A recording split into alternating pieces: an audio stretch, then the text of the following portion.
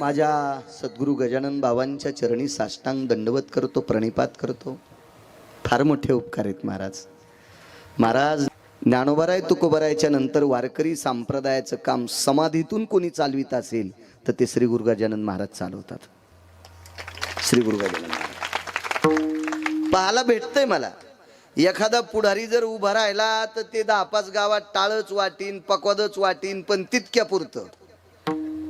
आपण काय त्याला पण वाईट मानणार नाही, कारण राजकारणाला वाईट मानायचा प्रकाशराव आपल्याला काय अधिकार आहे? आपल्याला सरपंच होता येत नाही, ग्रामपंचायतचं सदस्य मला होता येत नाही, मी झालो बी नाही आणि प्रयत्न करणार नाही. मी पंढरपुरातल्या मालकाचा सेवक आहे, मी कशाला बाकीचा अंगाल चिटकून घेऊ? एखाद्या राजकारण्याला नाव सुद्धा ठेवू शकत नाहीत, पण काही वेळापुरता तो बिचारा टाळ वाटील, मृदंग वाटील, विना वाटील, काय एखादी आथरायची भजनासाठी सतरंजी वाटील, याबद्दल दुमत नाही.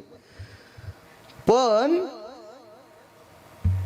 ज्यावेळेसपासून संस्थांची स्थापना झाली त्यावेळेसपासून अविरत टाळ मृदंगाची महाराष्ट्राच्या बाहेरून जरी वारकरी आले तरी त्यांना भजन करण्याचं साहित्य वाटणारं पृथ्वीवर जितके देश आहेत या सर्व देशात एकमेव जर कोणतं केंद्र असेल तर ते फक्त शेगाव आहे. याच्या पलीकडे कोणते उपकार घेता महाराज? हे समाधीतनं सद्गुरू गजानन महाराजांचे नामाचा प्रचार वाढवण्याचे हे उपकार आहेत आपल्यासाठी.